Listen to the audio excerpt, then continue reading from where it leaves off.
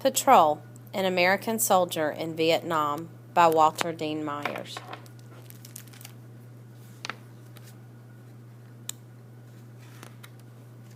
The land of my enemy has wide valleys, mountains that stretch along the far horizon, rushing brown rivers, and thick green forests. My squad of 9 men are in the forest. Above me, birds twitter nervously in the treetops. Insects and small animals scurry through the underbrush, trying to avoid the crush of my combat boots. The squad leader raises his hand. We stop. The sound of my breath is soft in the morning air.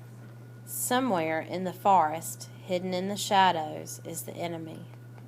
He knows I have come to kill him. He waits for me. The squad leader signals and the patrol moves out again. The brush thickens as we head toward our target. The fog, which rolls slowly at the edge of the forest, is beginning to clear. I lift my rifle and begin to rub the palm of my hand slowly along its wooden stock. The weather is hot, but the sweat that runs down my back feels cold.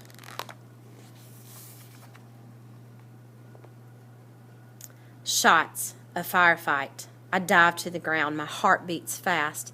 I lift my rifle and fire into the green forest. Bullets sing and whine over my head. I empty my clip, sending more bullets into the trees, the bushes. In reply, the bark flies from a tree near my head. I think I see the enemy. I reload and shoot again. It is only a shadow, but I do not stop shooting. In war, shadows are enemies too. Suddenly there is silence. We are afraid to move. We are more afraid not to move. I hear the sounds of the birds again. I wonder if they speak of us from the high branches. I wonder if what they see makes them sad. I am so afraid. I want the enemy to be more afraid. I want him to tremble more than I tremble. The radio crackles in my hand as I call for bombs.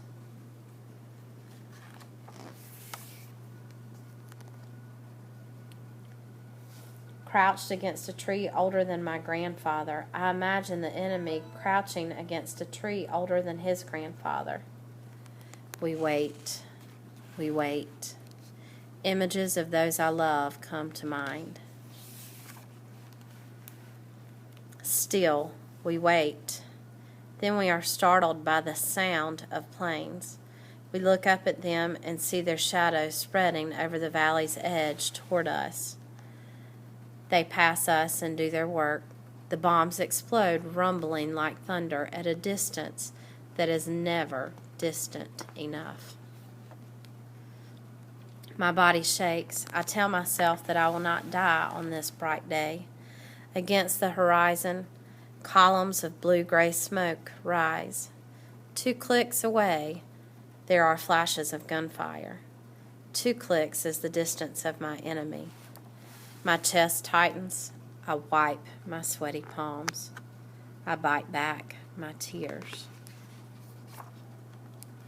We move again. We are always moving. My legs ache. My shoulders sag. My 1,000 eyes look for death in the waving bamboo fields. A village. It is our target. We circle it. We swing around, sweeping our gun sights along the windows and the huts. We rush in behind the hollow booming of grenades. Secure the village, a sergeant calls. He points towards the enemy. The enemy. A brown woman with rivers of age etched deeply into her face. An old man, his eyes heavy with memory. And babies. Babies. Little enemies crying on the mud roads. Little enemies with tears running down dusty cheeks. But I know there are other enemies. They are strong and young. I am strong and young.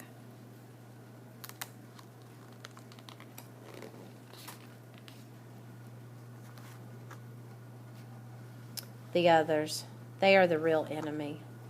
They have dogs that bark at danger, and wooden bowls that hold a day's rice, and grandmothers who stand sullen in their huts. This is my enemy. The pickup zone is just beyond a rice paddy. In the paddy, a farmer squats, waiting for the squad to pass. His stick-thin legs disappear into the shallow water, and it looks as if it is he who grows there. He is the harvest we must understand. A shot. I reach for the ground and scramble for cover. The elephant grass cuts my arms as I slide toward a low wall. Then there is an opening in the tall grass. I look around. There is the enemy. He is looking at me. We are surprised to see each other. Shocked. How young he is. We stare across the distance. I know he wants me to lift my rifle, to be the enemy. I want him to lift his rifle. I want him to turn away. In a heartbeat, we have learned too much about each other.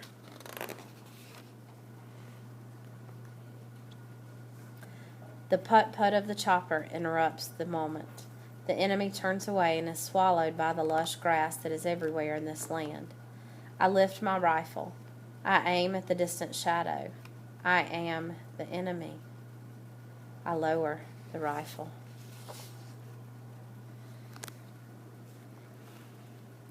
My fingers clutch the webbing of the chopper. It strains with the weight of the squad.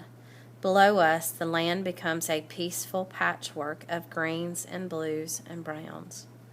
This land has wide valleys, mountains that stretch along the far horizon, rushing brown rivers, and thick green forest, and war.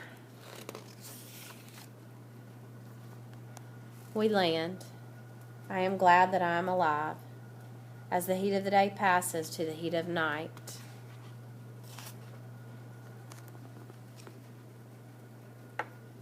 I write a letter to someone I love. I wonder if my enemy is writing a letter. I am so tired. I am so very tired of this war.